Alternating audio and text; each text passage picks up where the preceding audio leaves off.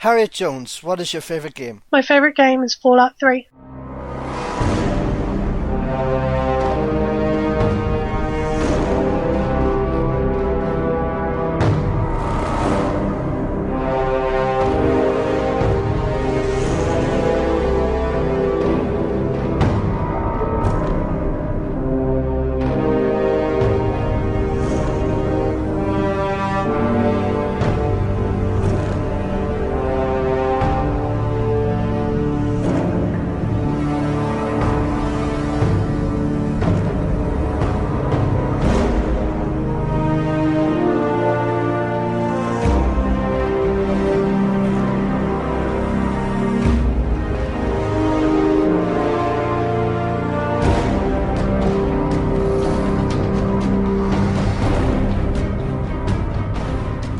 Originally, I think my first experience of games was being dropped off at a creche at a shopping centre by my mum, and there was some kind of Sega system, and I played Sonic.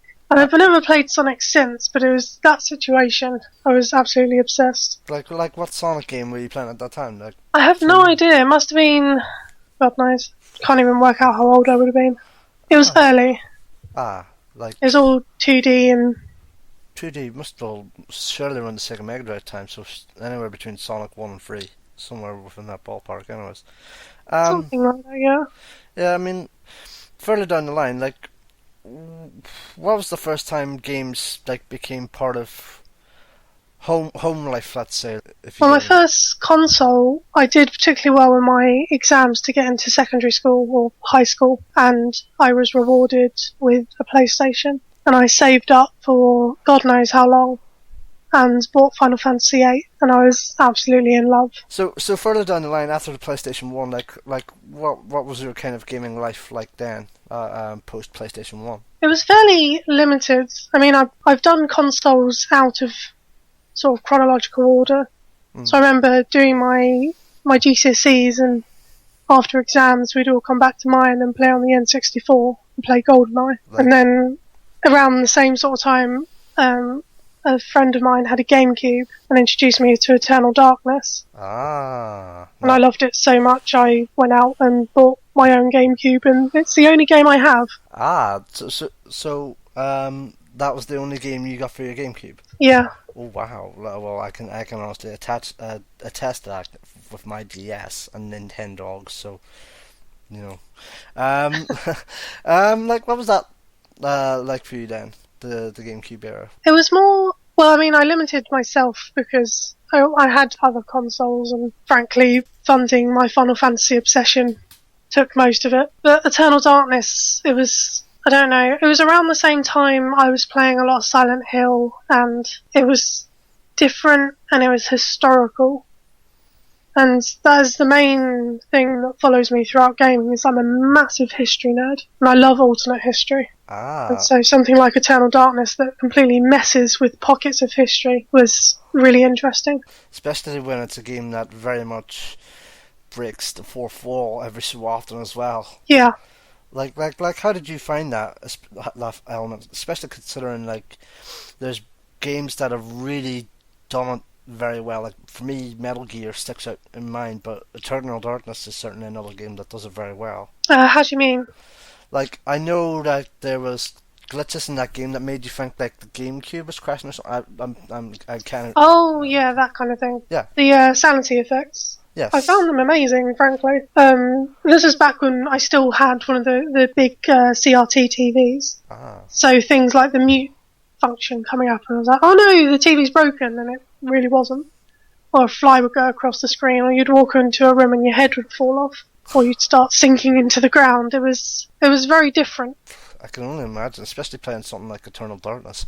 But like you mentioned as well, you were playing a lot of Silent Hill back then, and like I would say around that time would be 2 or 3, right? Yeah, I got completely sucked into 2, and then very quickly fell in with 3 as well, and 4, but not to the same sort of extent. I take it from those kind of experiences that you were very much big horror aficionado, so to speak.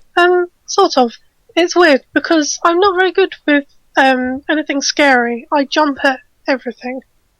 I will jump in films where nothing is happening and there'll just be a loud noise. And I don't know, it was because Silent Hill wasn't just scary. It was playing with your mind and the character's mind. So other people would be like, oh, they look like monsters to you, because it isn't what's actually happening.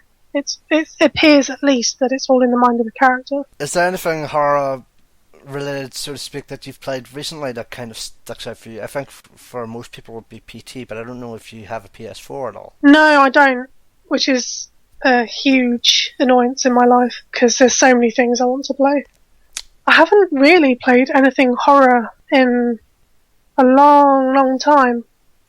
It's mostly because I think as much as I enjoy watching other people play horror games because they're in control and they can push forward, but for myself, the games are getting almost too close to comfort. So I'm more happy sort of experiencing them in a film sort of way. No, fair enough. No, I get that. So after that kind of GameCube period, like, it's safe to say, like, Xbox 360, PlayStation 3, and or Wii, like, kind of came after. Yeah, when I went to university and I got a job working at a sort of buy and resell kind of place that did electronics and games and that kind of thing. And with my first paycheck, I was like, okay, finally I'm going to get an Xbox 360. So I'd missed out the original Xbox. And it was literally, because everything was there, everything that had been traded in, and it was amazing, because I had so much to choose from. But that's quite literally how I ended up playing Fallout, or Fallout 3 rather, because I asked my colleagues, like, what do I need to play? And they just made me play it. Well, we'll come back to Fallout 3 in a minute, but, like, was there any other games that kind of jumped out for you at that time, or was it just Fallout 3? It was things like BioShock, and it's like the alternate history, kind of psychedelic, psychological horror, but it wasn't too scary. It was just scary enough. How did you first start out in the industry side of things? Well, that was basically, I was in between jobs and I was getting frustrated, and I this is not something I tend to advertise very much anymore, but I used to do a lot of art, and someone approached me and asked me if I could do some art for a game they were developing. I was like, okay, that's cool. Unfortunately, because of various reasons, it's never been released, but because of that, I had the work out there, and I eventually got asked to sort of do some work on a visual novel, and again, that's sort of gone nowhere. But through that, I was put in contact with Molly Carroll at Chucklefish, and they needed someone to sort of help out with the office and do community work and that kind of thing. And somehow I got the job. And since I've been there, it's evolved into so much more. It's been fantastic.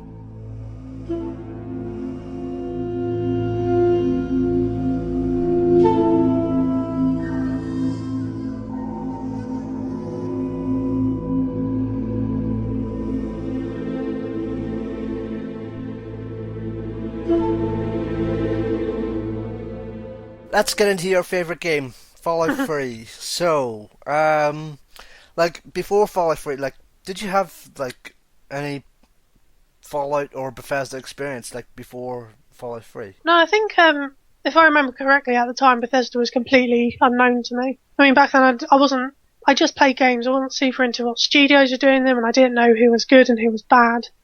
But when I got Fallout 3, it was completely new. Okay, so Fallout 3 was more or less your first. It was a clean slate. It was your first experience with Fallout and with a Bethesda game, basically. Yeah, I think so. After, like, we'll jump into Fallout proper, but or Fallout 3 proper in a second. But like, after playing Fallout 3, like, did you go back? Did you go and play other Fallout games in the series? Like, obviously you've meant, like, you're a big fan of New Vegas as well. And yes, I've been playing it a lot. we'll touch upon New Vegas later on, but like, did you go back and play after Fallout 3 the older Fallout games, or was it just like I don't need anything else? Fallout 3 and New Vegas will do me fine. I tried. I really tried. I really wanted to, because I'm the kind of person who, I read entirely too much book-wise. Hmm. And so if I go and look something up on a wiki, particularly with the Fallout wiki, and I've been doing it all this morning, I'll click on something and that will turn into like 3 things. And before I know it, I've read most of the wiki.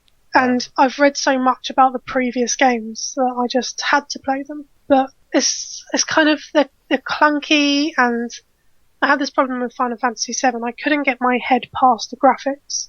And it didn't seem a good use of my time considering the amount of games coming out now that I don't play. No, I have that same issue with Final Fantasy VII, and I had that issue as well with the original Metal Gear Solid, which is kind of weird to say, considering Metal Gear Solid is one of my favourite series, but I started out playing with MGS2, and I never fully played MGS1 until 6 years ago.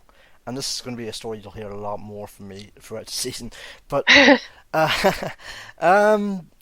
so I'll leave that for another day then, for another episode. But you start up Fallout 3, you get the whole war never ends spiel from Ron Perlman.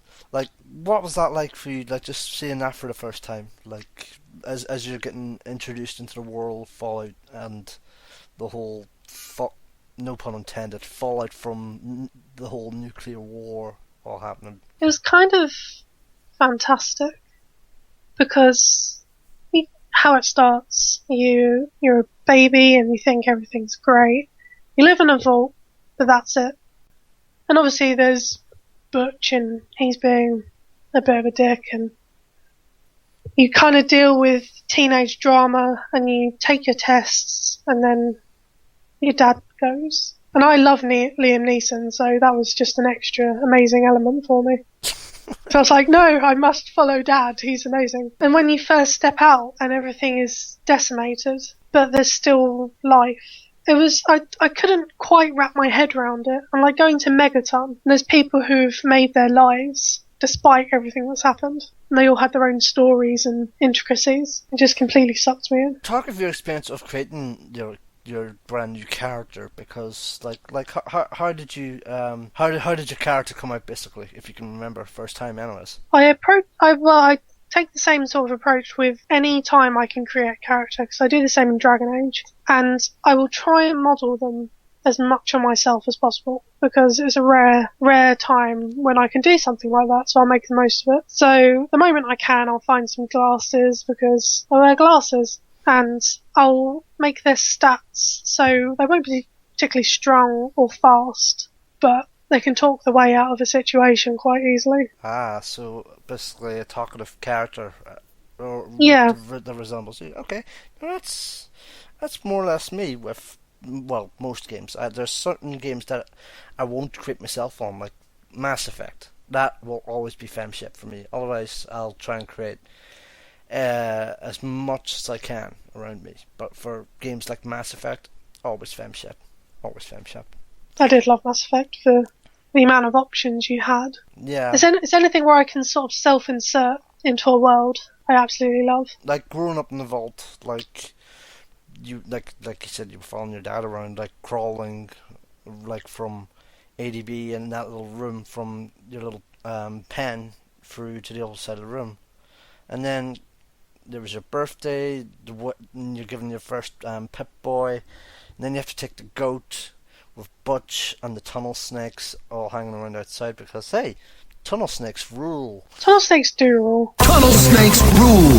We're the tunnel snakes. That's us. And we rule. Tunnel snakes rule. We're the tunnel snakes. That's us. And we rule.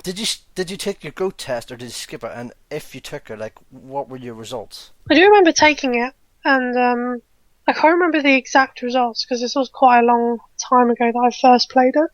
But I remember it was something that I wasn't happy with. And I spoke to the instructor, and I was like, this isn't right. I'm like, well, you can retake it, or I think you could pass a speech check or something, and you could sort of alter the results. And ultimately, it didn't really have a huge effect, but it bothered me. I remember that much. No, I think so. I've up until this past June, for reasons that'll become clear in a second, but like I've not played a great deal of Fallout 3. Like I've played bits and bobs of it, like in and out over the past. How long ago was Fallout 3 out? 7 years. So um, I've played bits and bobs of it over this past 7 years, but like those are, I would say, 3 or 4 hours at a time. Like never more than that. Like I tried getting in the past, but I don't know. I can't remember what was stopping me, but I think it was more work and the kind of backlog I had at the time. I didn't know if I could really afford myself that kind of luxury to, get into a game like Fallout 3 at that time. Mm. So when Fallout 4 was announced in June, just before E3, I went back and played a lot of Fallout 3 and to a lesser extent Skyrim. Just to kind of re-immerse myself again with Bethesda's RPGs, because like although I had not spent a lot of time with Fallout 3 up until like the announcement, I'd played somewhere within the region of 15 to 20 hours of Skyrim, and Only 15 to 20. oh, I know. It's pitiful for a Bethesda game, I realise, but that is also the most I've actually spent with a Bethesda game. Uh, um, but after the announcement, I knew I had to push through, so I played it for up to 15 odd hours, 11 to 15 odd hours, which is a lot more than like I said. For the 3 or 4 hour stints I was playing previously, and I'm trying to think. Yeah, 11 to 15 hours, and I was playing all that up through to either the week before or the day of Bethesda's E3 press conference. But I think it was the week actually before, and I was so determined to try and at least get the main story done. Anything after that was secondary. And I've still yet to finish that main story, to my eternal shame, even though I've put in a lot of hours into it now, a lot more than I did previously. To be fair, it is quite a hefty story. It is. Yeah. I mean, the reasons you were stating is exactly the same reason why I started playing New Vegas. As I'd bought it in a Steam sale, but I'd never played it, and a friend of mine from university, he was going, "Come on, play it, it's so good." And I tried several times, I just could not get into it. Because I was like, but it's different, and it's not Fallout 3, and I can't go to Washington and arse around the Capitol. And as I've been documenting quite frequently on Twitter, I've completely fallen in love. Like I said earlier, we'll come back to New Vegas proper in a while, but like coming back on the Fallout 3, like, and to more or less start the game, like when you exit Vault 101, like Liam Neeson's gone missing basically, and like opening the vault door and having that sun, like having more or less daylight hit your face for the first time, like in your life, like I've had someone say to me like it's certainly one of the most iconic moments of the last generation, and I'd certainly agree with that. I'd absolutely agree with that. It's almost overwhelming. That's more or less the word that sums it up. Like after that, like obviously Megaton's nearby, but like what are your first thoughts as you exit the vault? Like what are the first thoughts in the player's head? What in your head? I mean, It was essentially, oh my god, what the hell do I do? You can literally go anywhere and do anything, and you've got pointers. And I mean, the first thing I did was turn on the radio because a thing came up saying, "Oh, this radio broadcast has been found." I was like, "Okay, I'll turn it on." And before Fallout, as I've said, I'm a massive history nerd, and I love the music of like the 30s, 40s, 50s. And being able to hear that while trudging around trying to survive was kind of surreal, but really just fantastic. So this, I take it from that you were basically a Galaxy News radio nut. Yes. Yes, I was. Like when you do kind of have an idea of what to do after leaving the vault, like what, like like Washington is a very vast world. Like you could go anywhere from that point. Like you could even put Megaton to one side. Although, like for me, I know it's like playing the first time. Like I'd actually found Megaton just by chance. I didn't really know how much of a influence it would have in the story. But when I first entered Megaton, like it was a really it was a shanty town. It was a shanty town. And that's like a really good introduction to the Fallout world almost, because people are making do. And obviously later you find bigger cities and towns, and people have got a more normalised life compared to, well, they're trying to get back to pre-war existence. But Megaton is literally chaos, but it's existing on chaos. Exactly, it thrives on chaos, especially when you have a nuclear warhead in the middle of the town. Yeah, I couldn't quite deal with that. I was like, why are these people absolutely insane and worshipping a nuclear warhead? It made no sense. And then I eventually realised that there are several things that make zero sense. Does anything because just like people just go mad. Does anything make sense in Fallout? No. Exactly. Not even the vaults make any sense. No, not at all. And then going into the bar with Moriarty, and like the first impression he gives is just, what a dickhead! Like what a cocky dickhead. I always go with instincts in games like Fallout and Mass Effect and Skyrim and anything like that where you interact with people. And my gut instinct was, get the hell away, this guy's bad news. And I did everything on my way to sort of gracefully exit the conversation, not commit to anything, but not get myself killed. I've just completely remembered a really amazing story from when I played Fallout 3 this past summer, and it's in Megaton, and it's actually in Moriarty's bar. So I can't remember the name of the guy who approaches you to blow up Megaton. Like what's his name again? Remind me. Oh, Tenpenny. That's a Tenpenny. And he's sitting in the bar, and he gives you the choice of blowing up Megaton, and like you're obviously sitting there just like pondering like what to do, like whether to blow it up, whether or not to blow it up. And there's the mayor of Megaton, like I've warned him that this guy's here to say, hey, I've just been offered by this guy to blow up Megaton with the nuclear warhead. I think you should go and arrest him. Like, yeah, okay, I'm on that. So I go into the bar. Oh god, what happened? So you go into the bar. Mayor confronts Tenpenny, and like depending on circumstances, he gets you to follow him, I think. And then something amazing happened, and I don't think that was actually part of the story, or maybe it was, but like the way it acted out, it certainly didn't seem like it was part of the story. But just as the mayor is walking out just as the mayor is walking out with Tenpenny behind him, Tenpenny pulls out a gun and just kills the mayor.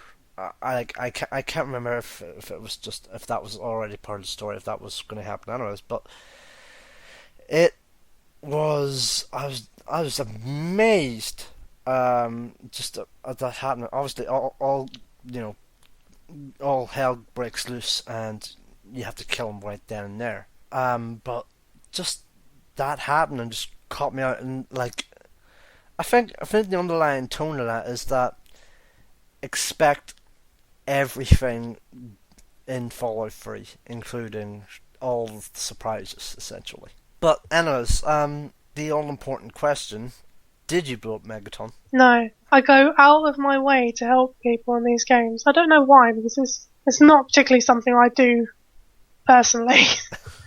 It's just I feel like people have worked hard to survive, and I should help that. I always feel incredibly bad if I go around and be a dick to everyone. But was there not any temptation at all? Because, like, after all, it's a big nuclear warhead, red button, all that there. Because, hey, red buttons are tempting. They are the ultimate temptation. I did do another playthrough where I did blow it up. Ah, okay. I kind of had to. It was curiosity. It had to be done. But for my proper playthrough, I didn't. Ah, curiosity kills the goal, basically. Yes. So after Megaton, like regardless of whether you blow it up or not, like you go forth into the world exploring, looking for your dad, essentially. Um, how was like exploring the kind of Washington wasteland for you, like that vast open world? Like, was there anything that stuck out for you? There's a few things. I love exploring maps and unlocking things. I have no idea why, 'cause it's something I've always done, and even in like Star Ocean games. But it's like coming across a little town and finding out they're all cannibals, and finding, I don't know, you go through various houses and there's two skeletons but they're holding hands, and that's their final moments. Or there's a radio show with one of the characters is a ghoul named Argyle, I think. I think it's Argyle. I think for me, like when it comes to exploring DC, like I think that what sticks out for me is that the monument has more or less become a Brotherhood of Steel like landmark. Like you see all these kind of famous DC landmarks like pestered throughout the city. Like I said, with the monument, with becoming a Brotherhood of Steel kind of hanging out. But for me, like I think I don't obviously Fallout 3 is not meant to be a horror game as such. Like it's a very tense game, if anything. But like I think for me, like the times I was not very scared, but most scared playing that game was going through the subway tunnels because it was so dark and at times very claustrophobic as well. And like I just wanted to be out of there as fast as I could, and if there was a way around to get to somewhere which didn't involve me using subway tunnels, I would take it in any way possible. Like I don't know what that was like for you. Like I would assume that you would have to have taken subway tunnels once or twice, through the game. There's a few, if I remember, there's a few places you can only get to via subway tunnels. And I had a problem with my own curiosity and wanting to explore because of this. And I'd sort of go, oh, what the hell, I'm going through the tunnels. And I'd come out into, there's like a subway station, and there's a huge super mutant battle going on. And I immediately got blown up. I know. I think was this like a randomly generated event, or is this the mutant fight outside Galaxy News Radio or nearby Galaxy News Radio? I think it's fairly new, fairly near Galaxy News Radio, because I think that was the quest. Is you had to go there and talk to Three Dog and find out what happened to your dad. And so I was like, okay, I'll just go there straight away. And it was just not the right idea. I mean, I remember going up to Lions in the middle of that fight saying, hey, if you want to help, fight. If not, then stay the hell out of our way, basically. That was a very tough fight, initially at first. Yes, I can't remember how I handled it. It went wrong several times, I remember. Yeah, with a lot of decapitation and losing limbs, and I think I resorted to blowing everything up. Yeah, I was more or less the same. Like I tried, bringing out the mini nuke. Oh, the Fat Man. Oh, the Fat Man. Yes, that's right. And every time, like the super mutant got like to within 1, maybe 2, 3 feet away from me, I would, shoot the Fat Man, and I would just die in the most gruesome and goriest way, in the most spectacular, like airborne death ever at the same time, because of the amount of recoil the Fat Man provides, and the explosion as well. Just it's an amazing sight. Like like you mentioned Free Dog. I mentioned Lions as well. Like, there's some really fascinating and interesting characters in Fallout 3. Like, like we've talked Lions, we've talked Free Dog, and like the character's dad. Like, but like, what other characters stood out for you? Trying to think, the trouble is there's almost too many. One of my favourites, because she's just ridiculous, is Moira Brown in Megaton. Yeah. Because she's ridiculously chipper. Like, even like if you blow up Megaton, she survives as a ghoul, and she's still the happiest person around.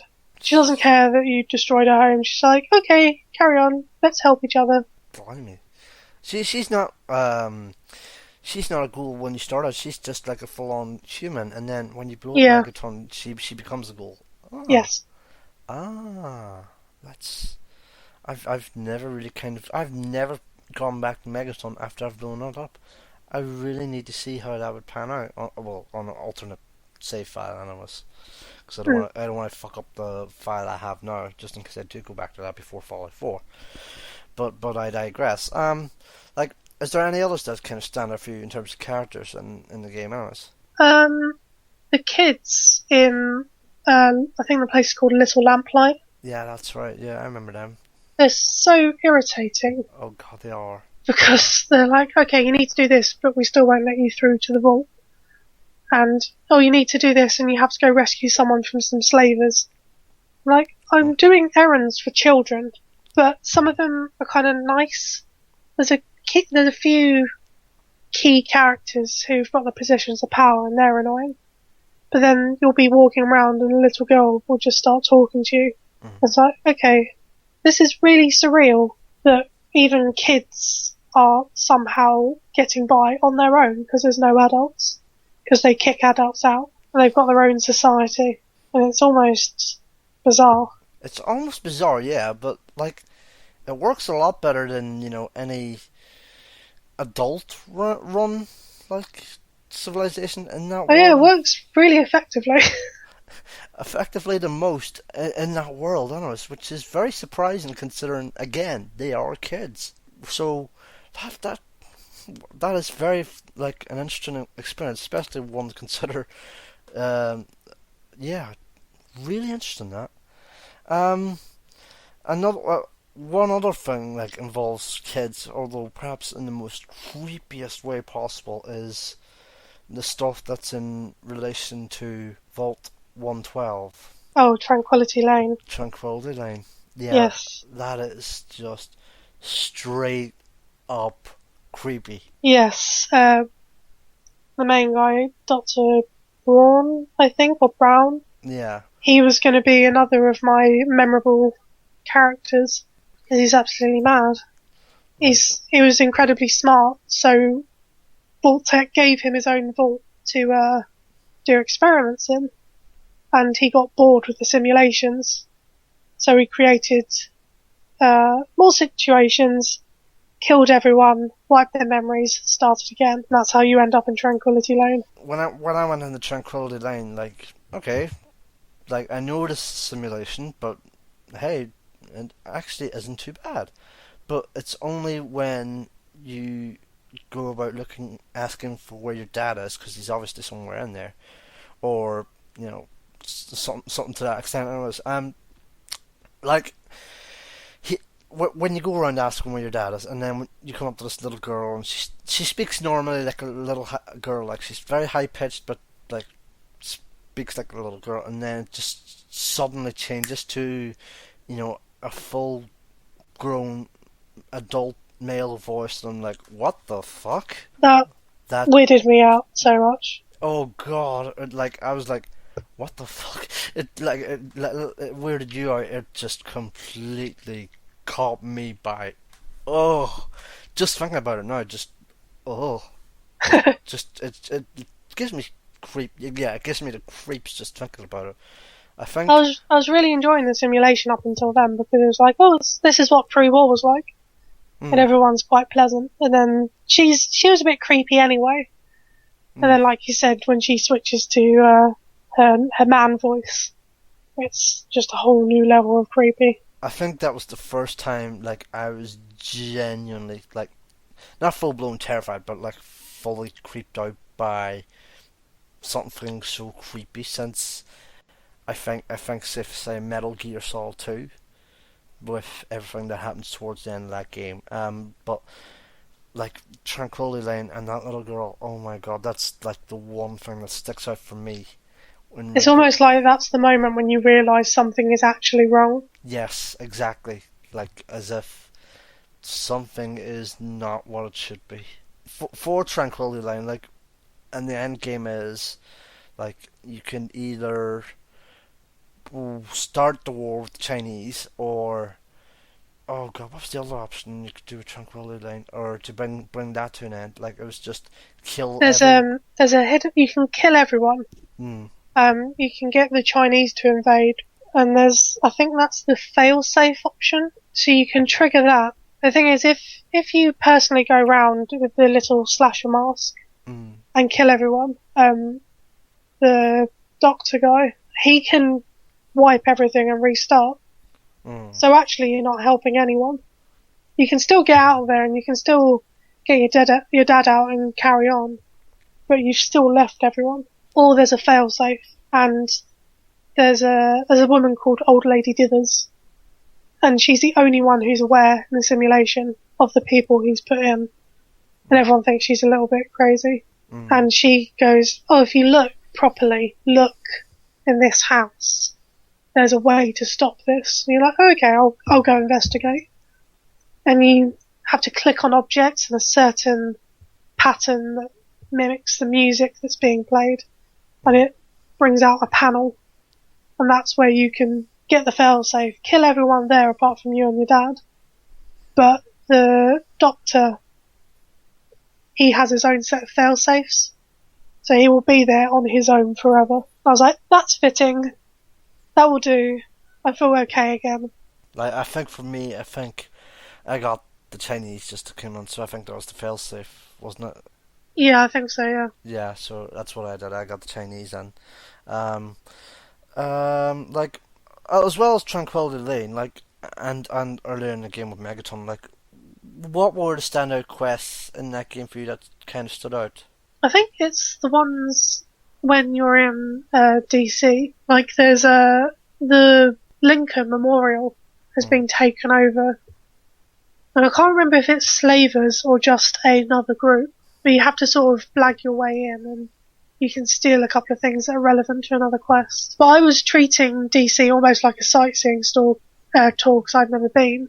I was like, okay, Lincoln Memorial, I'll go see that. And I wanted to just stroll on up, and they wouldn't let me. I was like, well, what do? I need to get in good with these guys, and then I can actually go look at things. But I don't think that actually worked. I ended up having to kill all of them, and then I could go look at Lincoln. How did you find, like, you said yourself you tried getting into the older games, like, but those were more strategy driven. But this is obviously, Bethesda and the template they've brought on from Oblivion. So, like, how did you find that kind of first third person exploration in the game? Added on top of that with VATS. Funny thing about VATS, I spent a huge, way more than I care to admit, amount of time in that game without realising VATS was a thing. Oh. I had no idea, and when I found out, I was kicking myself because it made things so much more simple. And I was trying to survive these situations I could have easily survived if I'd used VATS. It's almost like it's one of those things I get a bit frustrated sometimes with tutorials in games, and I skip past them a bit, and I think that's a section I skipped. No, I totally get what you mean by tutorials. Like, I just want to get on with it, so to speak. Yeah. But with a game like Fallout, you like certainly for me, anyways, or for any RPG that you have to really invest yourself in, like you kind of have to. Yeah, it's definitely worth doing. Yeah. It's just you have to realise it. Exactly, that's it.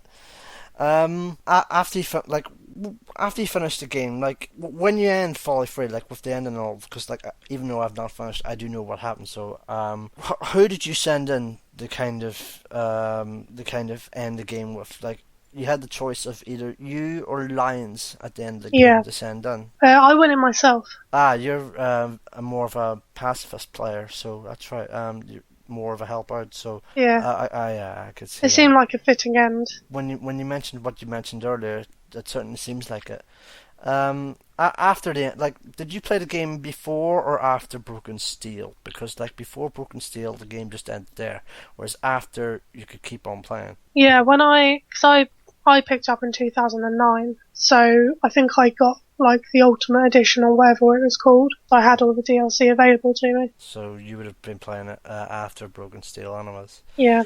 Touch on the DLC, like what in terms of the DLC like stood out for you? Like what DLC was like the best? Like there was for me, I think I have Broken Steel and Mothership Zeta, although there's also Operation Anchorage and another one I can't. I can't remember what the last one was. Zeta was the last one. Then there was also Broken Steel and Operation Anchorage, but I can't quite remember what the last one was. There were 5 DLCs: Operation Anchorage, The Pit, Broken Steel, Point Lookout, and Mothership Zeta. What DLC stood out for you in terms of that? I absolutely loved Operation Anchorage. It reminded me. It felt like being in an FPS because it was all military based. Even though it was still distinctly Fallout, it was like playing. I don't know. I played a lot of Call of Duty around then as well, so it was quite familiar to me. What about The Pit then? What did you think of The Pit? Trying to remember. Oh, The Pit was. Yes, I remember The Pit. I quite enjoyed it, but it was almost dark on a whole new level because there was so much going on. It was almost quite removed from Fallout. Broken Steel itself then? I'm trying to remember Broken Steel. I don't know. I do remember playing it. I don't remember Broken Steel very well, so obviously it didn't make that much of an impression on me. Fair enough. Point Lookout. I loved Point Lookout. I don't know why. It was kind of it's like being in Scooby Doo. It felt like. Like in what way did it feel like Scooby Doo? Well, there was obviously a threatening element, but it was almost cartoony. So there was the crazy guy in the house and people trying to steal his stuff, and you can help him. And I think there was like an abandoned like tourist attraction. And there's people still there selling things, and it just felt a bit kitsch almost. It's weird you put it that way now when you say it's more Scooby-Doo-esque, because I keep thinking the villain of that DLC would be going, and I wouldn't have got away with it too if it weren't for you, Vault Dweller. Yeah. But obviously there's some really crazy dark elements in it, so like when you go out into the boggy area and everything is all kinds of wrong. But up until then it felt very almost cheesy. But I loved that about it. And finally, Mothership Zeta. This is another one. I don't remember it that well, but I do remember enjoying it when I played it because it was kind of amazing.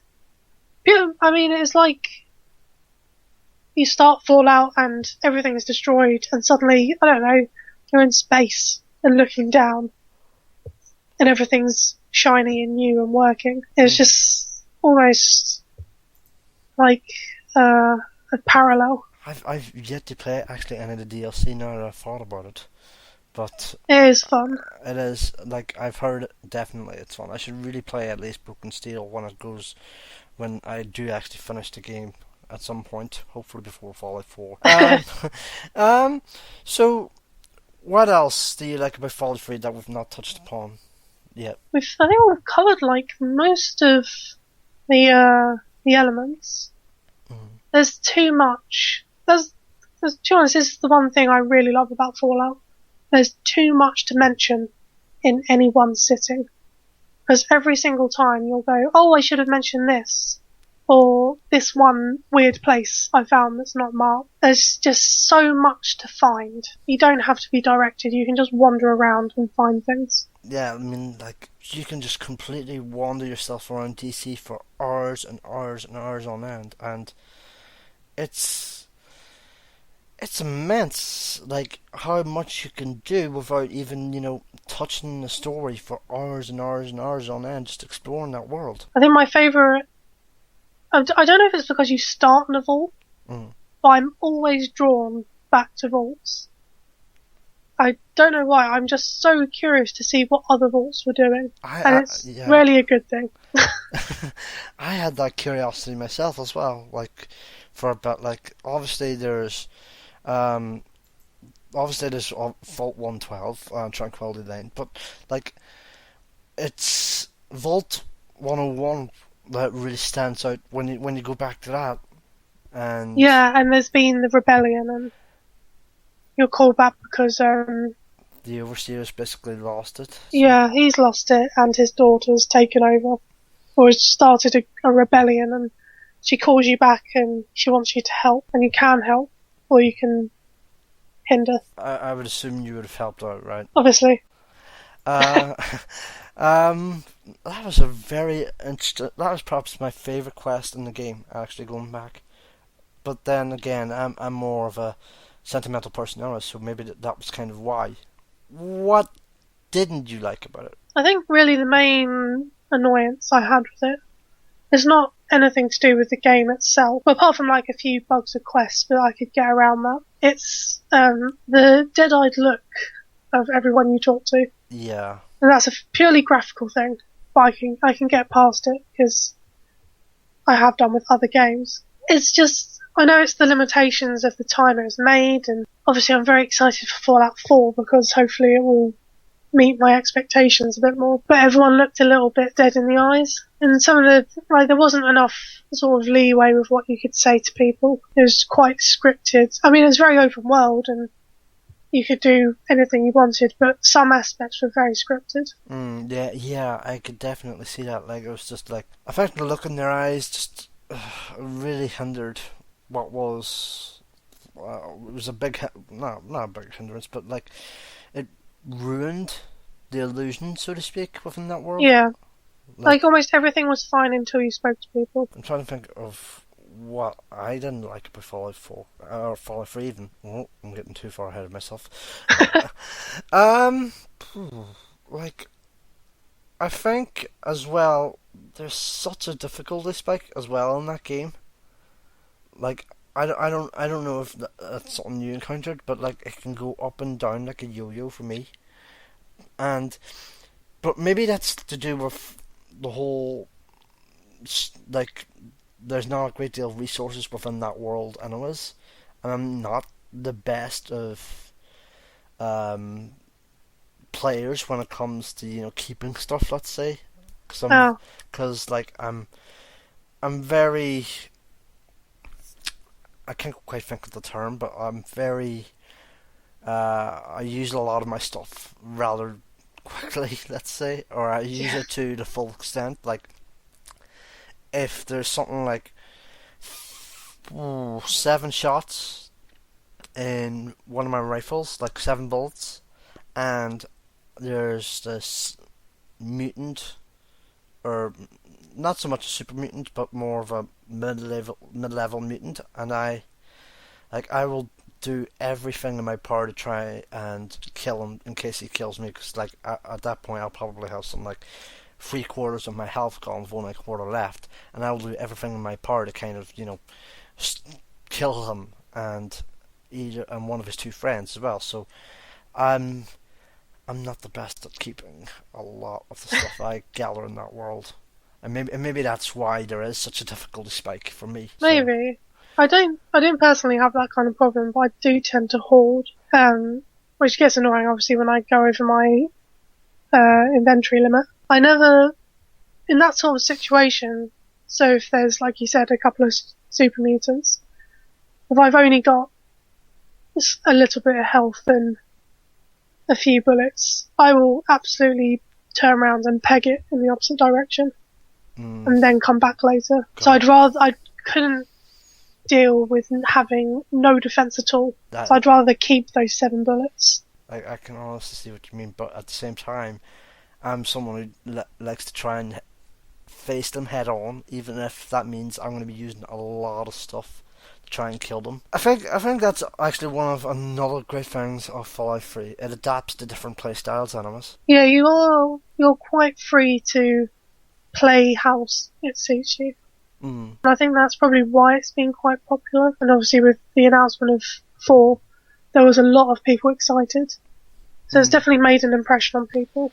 Especially when 4 seems a lot more natural of a shooter now, because like with Fallout 3, is a shooter. Like it's competent, but like trying to play it as a straight up shooter just doesn't really feel like a natural FPS. Whereas with Fallout 4, at least certainly from what we've seen so far, it looks a lot more natural. It looks a lot more fluid. It looks like they've put a lot of work into the combat, which I'm excited about. Let's touch upon New Vegas then, because like I can probably guess you've been desperate to talk about this one as well.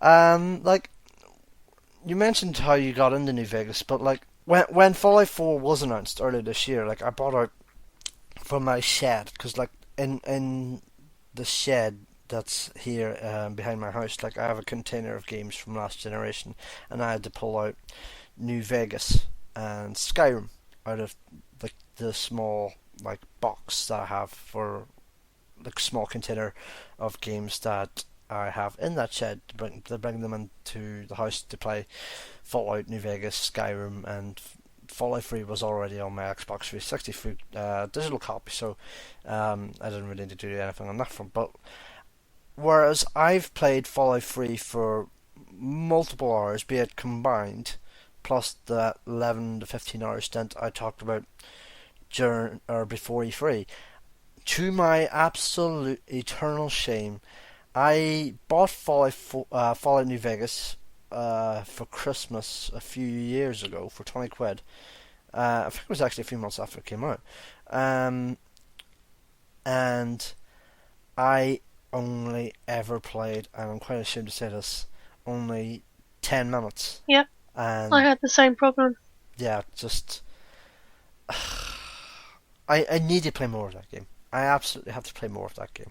I think the issue I had is I knew how much I enjoyed 3, and it didn't immediately, I don't know, it didn't immediately draw me in. It wasn't so much it didn't immediately draw me in, it was just, I mean, yeah, actually I think it was just, there was nothing like within that 10-minute spell that just grabbed me, so to speak. I can honestly see why now it didn't grab me within that first 10 minutes, but the way it starts off in that game, it's very un-Fallout-like, because like you don't start out in a vault, or you're certainly not introduced to a vault like within that starting period. You're a guy who's just been shot, and you're found out in the wasteland by a guy who brings you back to his house, basically. When Fallout New Vegas came, like when I was playing Fallout 3, like, and I was reading a lot of Fallout 3 threads, and I'm kind of actually doing something similar now, but not for Fallout, but rather for the Souls games and Bloodborne, because I'm getting ready to play Dark Souls 2 again, because I've already played a few hours of Dark Souls 2, and I've never played Bloodborne, but I'm getting ready to play those again on Xbox One and PS4. After I finish up editing the series of my favourite game. But I was reading a lot of Fallout threads when I was playing Fallout 3 and around the time of Fallout 4's announcement on NeoGAF, and one of the big overriding consensus that I saw was Fallout New Vegas was better written than Fallout 3. Like certainly Fallout 3 was a lot better gameplay wise, at least from what I've seen. It's certainly from what I've played on it, but like New Vegas was better written, at least in terms of story. Would you agree with that? From what I've played so far, because I'm not even vaguely finished with it. I think I get so easily distracted with side quests and adventures, but so far I would agree that it is definitely better written. And once you get past that first half hour to an hour, you do realise that a lot more thought, I'm not saying that there wasn't enough thought put into Fallout 3 and that world and the script, but even more has been put into New Vegas. With Obsidian, like, obviously it was passed out from Bethesda Game Studios because, you know, Todd Hurd and his team were booting up again development on Skyrim, because they actually put the early plans of Skyrim, the early development of Skyrim, on the back burner for Fallout 3. And it was only when Fallout 3 was done that they, went back to Skyrim. But what were the noticeable differences you found with Fallout 3 and New Vegas in terms of how Bethesda Game Studios and Todd Howard's team developed Fallout 3 over how Obsidian developed New Vegas, if any. I think maybe the balance of how things were handled was maybe different.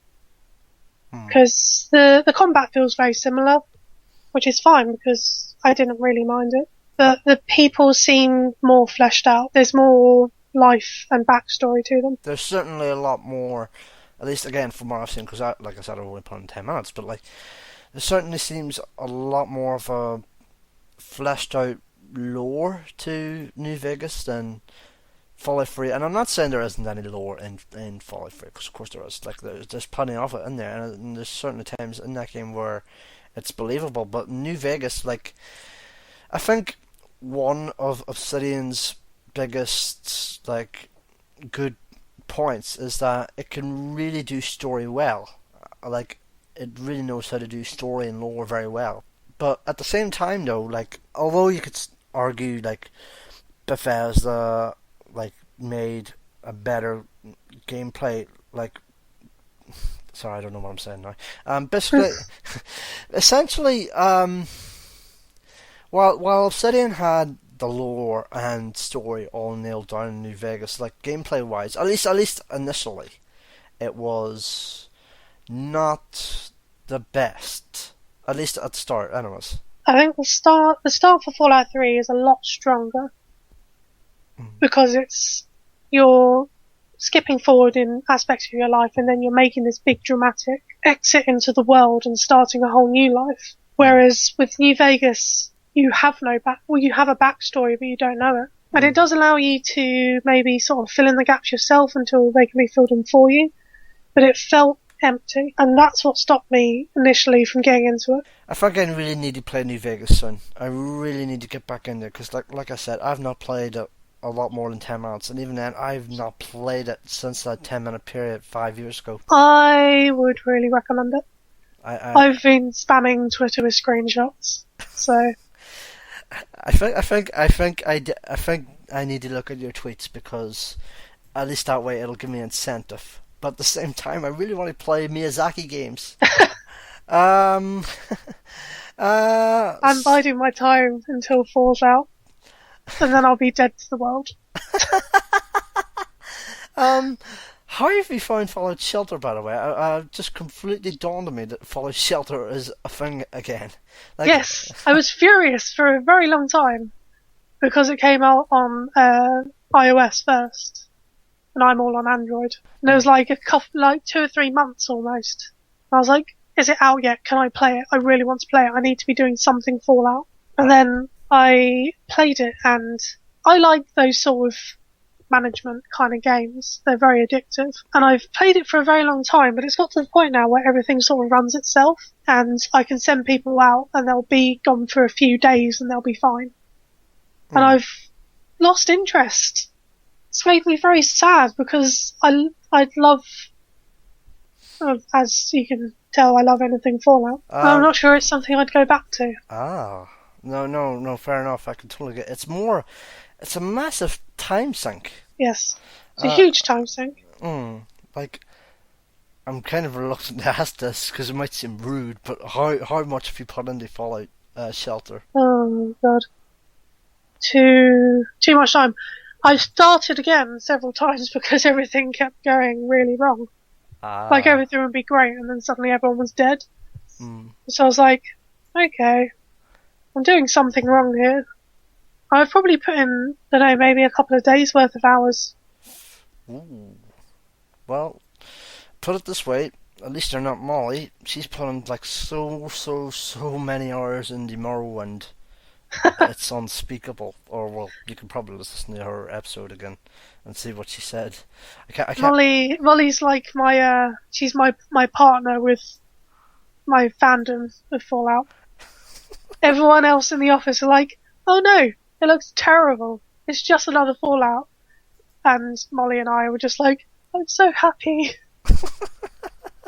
So with that, like, you've only played like 2 games at length with 3 in New Vegas, so I won't ask you for your top 3 Fallout games, but I will ask, like, for your top three Bethesda RPG games, like Bethesda Game Studios. So like I would say, if I had to guess, three at the top, New Vegas second, and then one of the Elder Scrolls games third.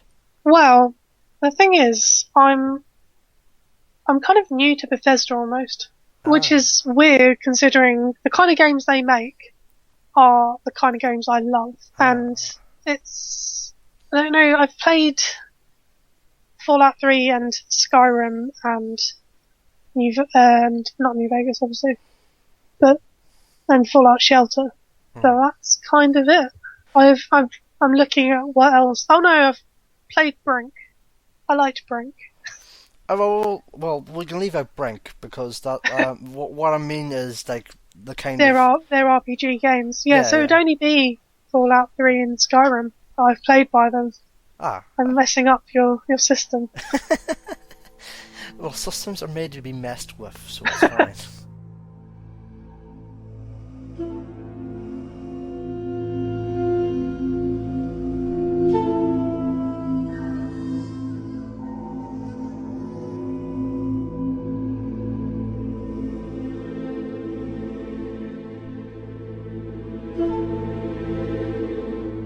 Honorable mentions. Go for it. Ugh, so any game that I love, essentially.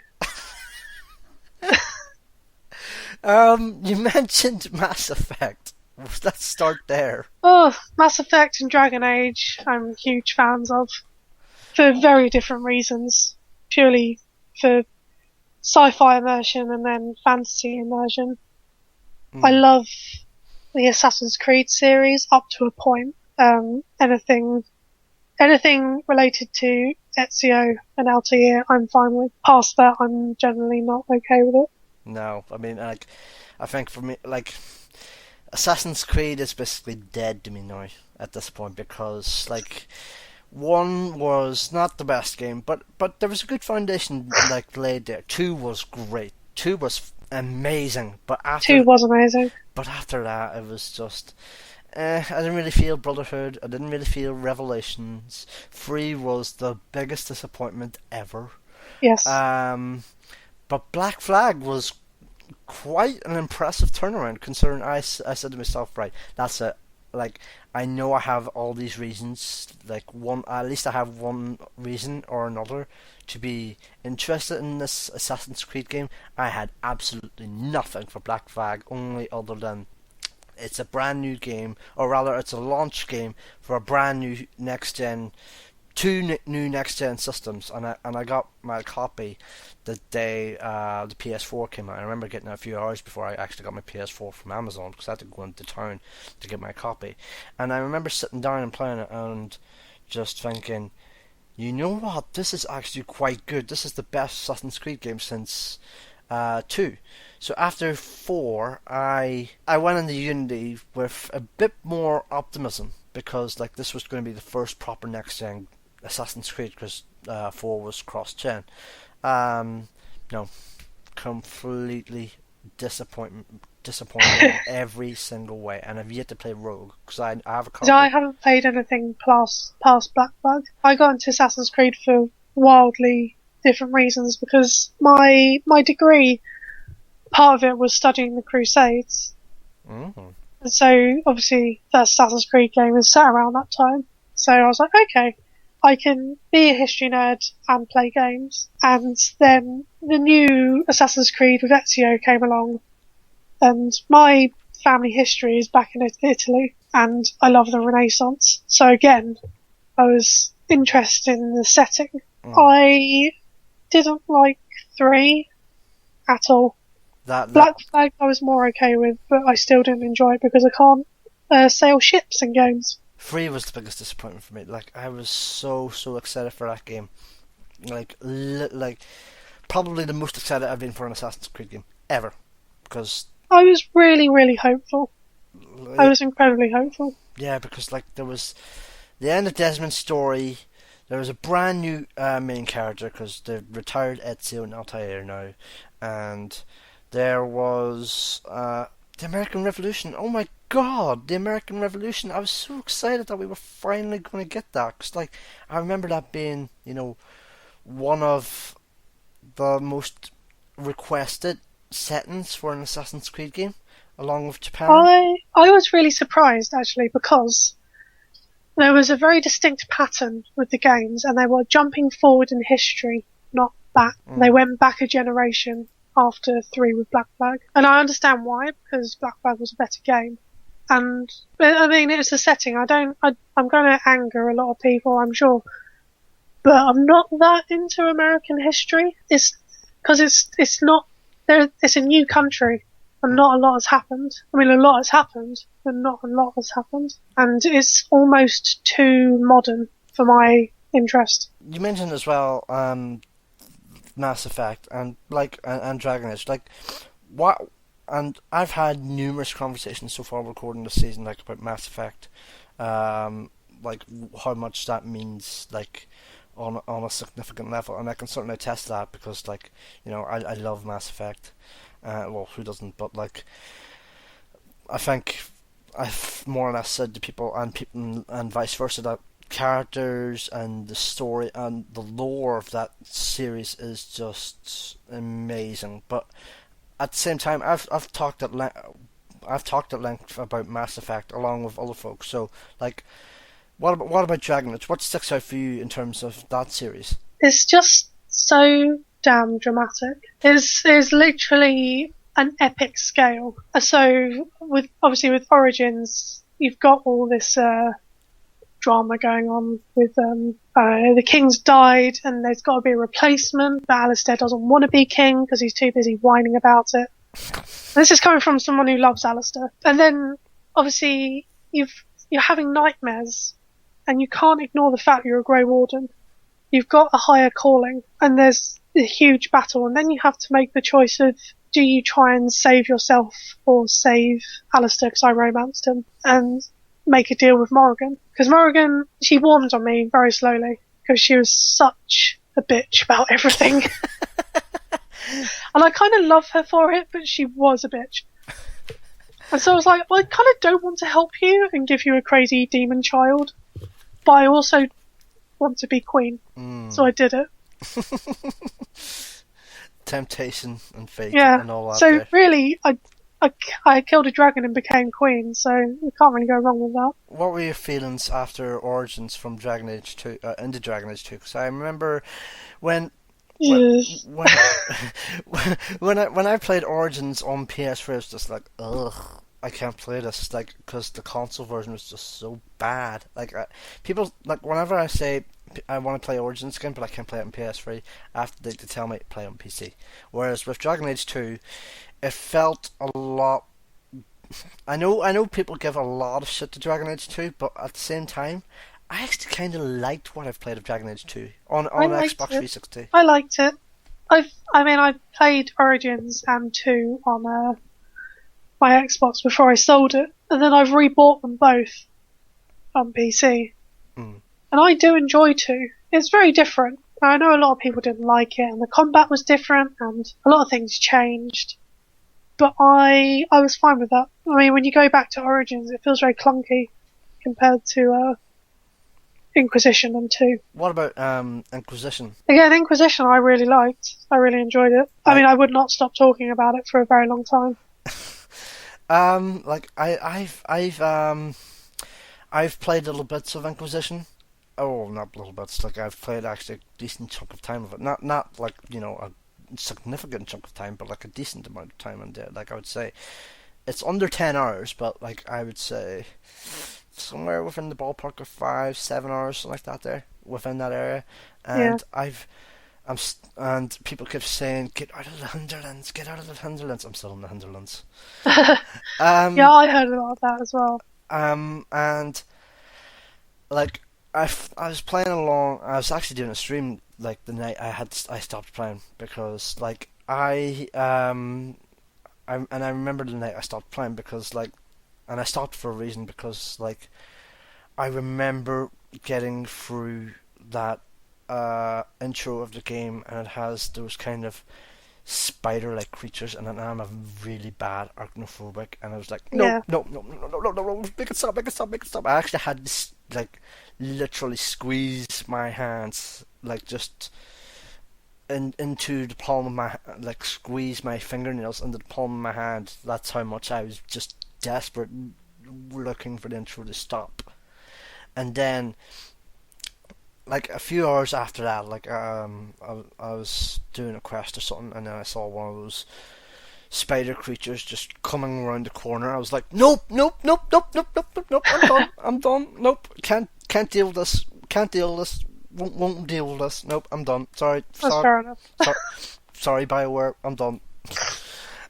I do actually want to go back and play it again, but at the same time, nope, spiders, Yeah. no. I mean, that's a good thing about PCs and mods. So I was like a die-hard console gamer, and then I could afford to build a gaming PC. And you can get mods that turn spiders into bears and that kind of thing. That's right. So there's no spiders. That's right. Skyrim, you could do that. Oh, for my life to have my computer fixed so I can play proper games on it again, and so I can have mods on it, so I can have spiders become bears. Everyone loves bears. Top 3 games ever. What would they be? Obviously, Fallout 3 at the top. Like, where would you go from there? Final Fantasy IX has to be up there. I absolutely adore that game. I regularly go back and play it. Trying to pick something from Atlas. Oh. Because I really, I love the Persona series. And I really also enjoyed Catherine. Ah, Catherine is such a bastard. I love that game, but it's such a bastard in its difficulty. I loved Catherine. I went ahead and completed all the Rapunzel game in it as well. I did every single damn level of that.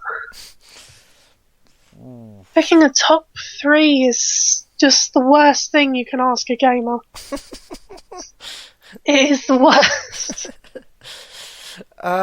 So yeah, Fallout 3, Final Fantasy 9, and then Catherine or Persona? Like, which Persona game would you throw in there, if any? I would say it's a tough choice because it's very close between Catherine and then Persona 3 and 4, but maybe 3. I loved Persona 3. By the way, for anyone listening, we have 3 coming up next week, so stay tuned for that. So, oh, that's good. Good timing that. Good plug as well.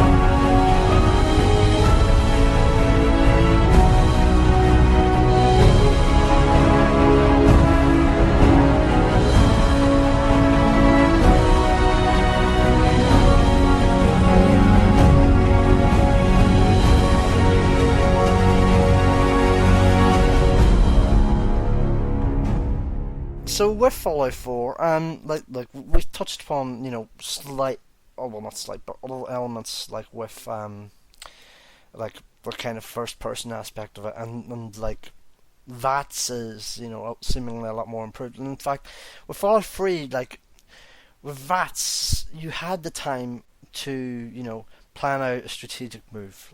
Yeah, you could literally stop and assess. Exactly. And I think the new system is going to sort of make things maybe not difficult, but more interesting. Yeah, just a bit more tricky because it only just slows. It doesn't completely stop at this time. Yeah.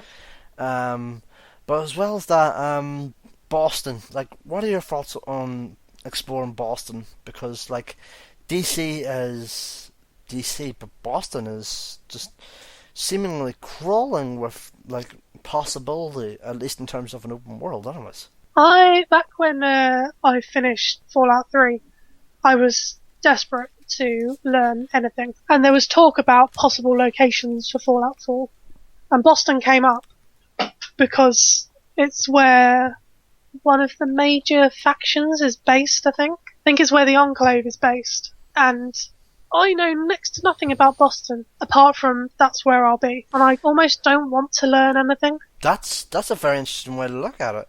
Like, I've heard of people being on media blackout for a game or something like that there. I've never known anybody to be on vacation, or not vacation blackout. I've never known anyone to be on location blackout for a game. I think it will, I can't completely promise I'll not look into Boston. But it's, like, I didn't know much about Washington, really. It wasn't anywhere on my radar of, like, places I'd like to travel, so I never looked into it. And sort of finding things, and then going back and going, oh, is this real? Is this a real thing, or is this, like, exclusive to the game? That was interesting for me. And I think I will probably do the same for 4 and Boston, because people have already been mentioning, like, landmarks. So I'd rather see sort of the in-game version and then the actual version. No, that's actually a good reason there. I'm actually kind of tempted to do something similar. It's like a discovery thing. Exactly.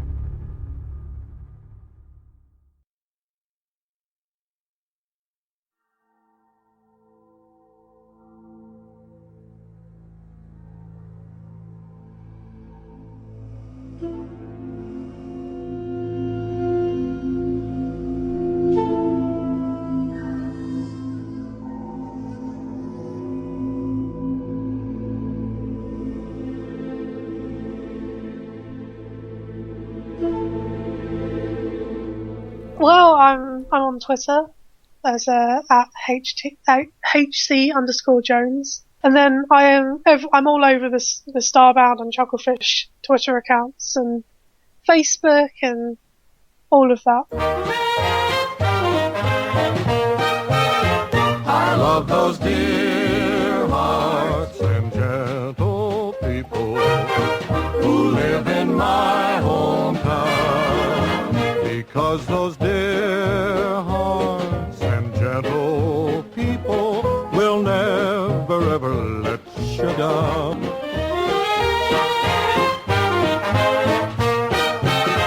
They read the good book from Friday till Monday. That's how the weekend goes.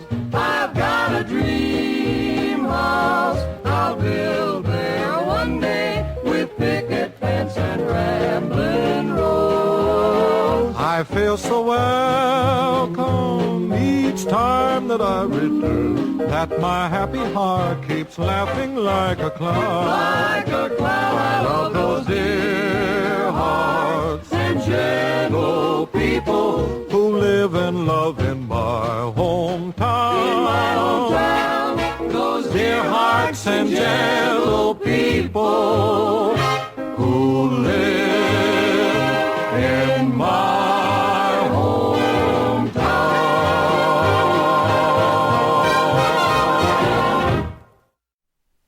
Thanks for listening to My Favourite Game. Next week, as previously mentioned, Sarah Wellick on Persona 3. Until next week, bye bye.